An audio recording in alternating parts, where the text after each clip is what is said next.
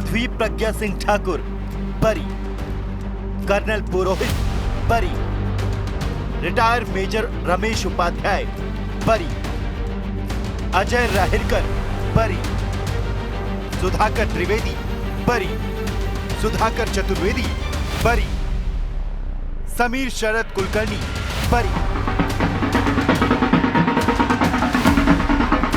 बहुचर्चित Malegaon blast case में BJP की पूर्व सांसद प्रज्ञा सिंह ठाकुर और लेफ्टिनेंट कर्नल प्रसाद पुरोहित सहित सभी 7 आरोपियों को कोर्ट ने बरी कर दिया।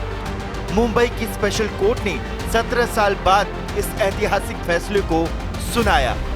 एनआईए यानी राष्ट्रीय जांच एजेंसी के मामले की सुनवाई के लिए विशेष न्यायाधीश ए.के. लाहोटी ने अभियोजन पक्ष के मामले और की गई जांच में कई खामियां बताई।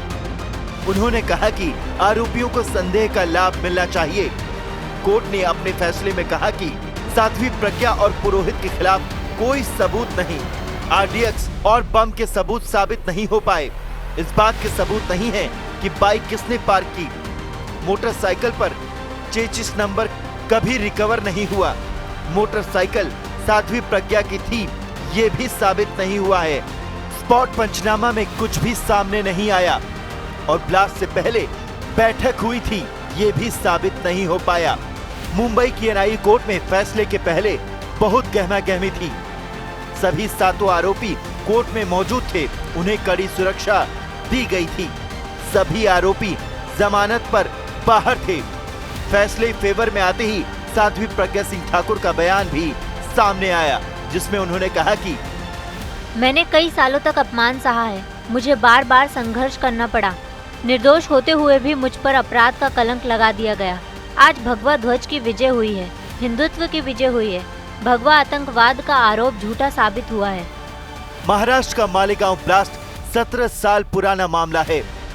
19 सितंबर 2008 को मालेगांव के भीकू चौक पर एक मोटरसाइकिल में बम विस्फोट हुआ था।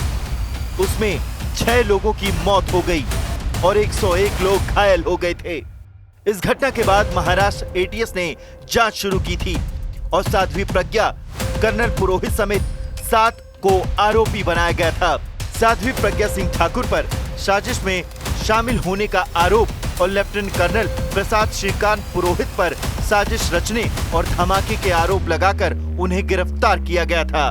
बाद में साल 2009 में ये जांच एनआईए को सौंपी गई थी और अब 17 साल बाद साध्वी प्रज्ञा सिंह ठाकुर समेत सभी 7 आरोपियों को एनआईए की कोर्ट ने बरी कर दिया।